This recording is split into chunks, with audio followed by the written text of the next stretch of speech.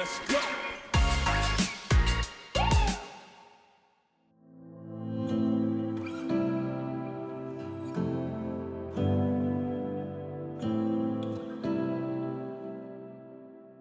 I got into the agriculture field by volunteering on a farm in 2008, and I did my master's thesis on community gardens in New York City, and from there it really prepared me for this role that I have now with Cornell.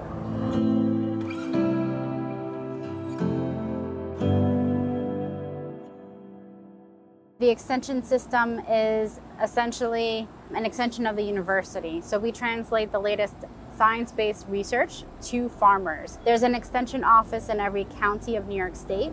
Here in New York City, myself and the urban agriculture team, we work with the 60 plus commercial farmers and also community gardeners and community farms throughout the 5 boroughs. Our role is to provide technical assistance and educational programming. So workshops, one-on-one consulting, troubleshooting, just here to serve whatever the farmer's needs are. If there's something that we don't know, we can rely on the rest of the experts in the system.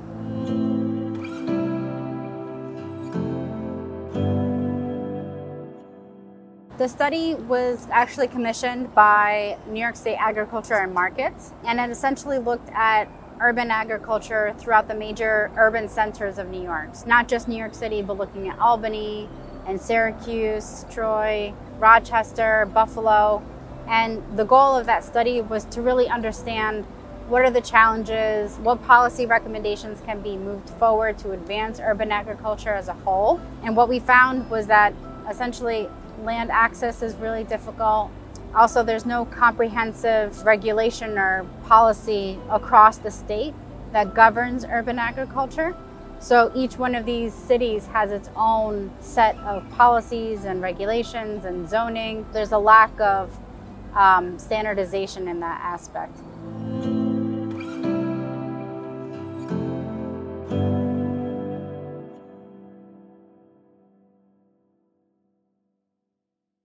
Urban agriculture really looks different in New York City specifically because of the high cost of land.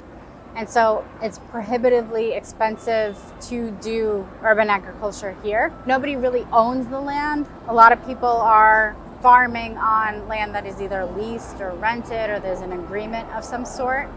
And that's different because across New York State, there's actually opportunity to buy plots of land where you own it and you have full control over what you can do on that property. Areas that it's more affordable to actually own those plots of land. And so that makes a difference in how you can go about operating a business.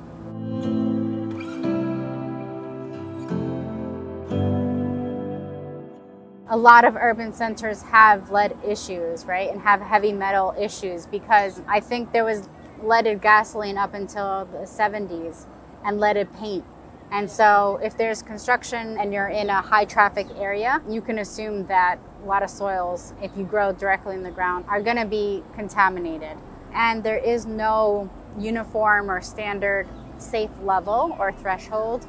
I think Europe has a different threshold compared to the EPA versus California. So there's no one level that, okay, this is safe. That makes it difficult to understand at what levels should you be concerned. But here in New York City, they cap their sites and they'll bring in fresh soil. So a lot of times it's capped with like landscape fabric, and they'll bring in either compost or a clean growing medium to really solve that issue.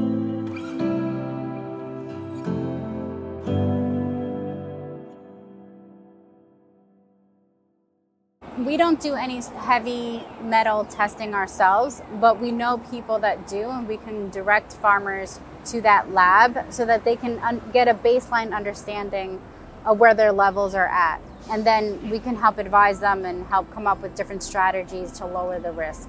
Our focus is providing educational tools so that we point people in the right direction, and then they can find whatever resource they need to get that information, or go out and do a site visit and try to troubleshoot an issue one-on-one. So it's kind of like different support if it's more private versus the general support that we're providing to the public.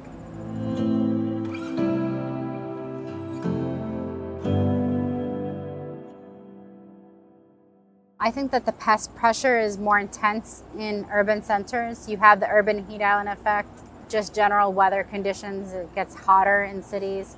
So worker safety is also another consideration. A lot of the structural issues like access to land still is the major factor.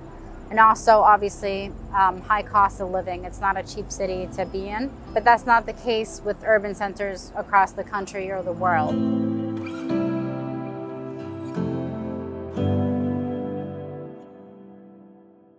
New York City having an Office of Urban Agriculture, the USDA having a dedicated office and support specialists, us being here and expanding our team, this is all evidence that urban agriculture is growing, that it's gaining momentum, and that it's gaining recognition and legitimacy in terms of policy following and in terms of just general support. It's here to stay. It's not something that is just a fad, that it's really growing. And just to add to that, I think that it's really important to have urban agriculture in cities because it exposes people, and it's also a place that people can go if they are interested in farming or agriculture or gardening, because if they want to leave the city to start their own operation, they can get their start where they live.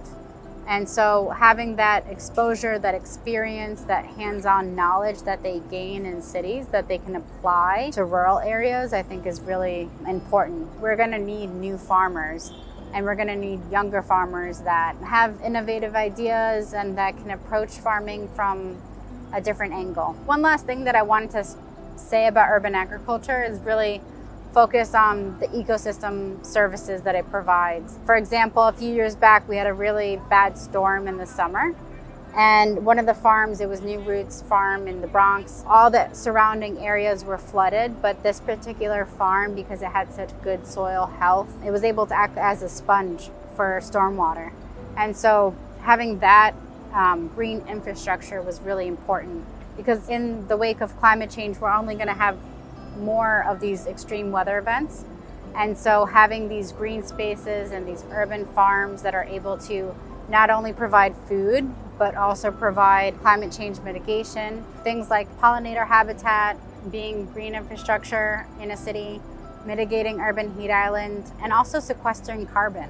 All of these green spaces, they're really important for capturing as much CO2 that we can out of the atmosphere and drawing it into the soil. And we need that in urban cities, especially as climate change is becoming more and more prevalent and affecting major urban populations all across the world.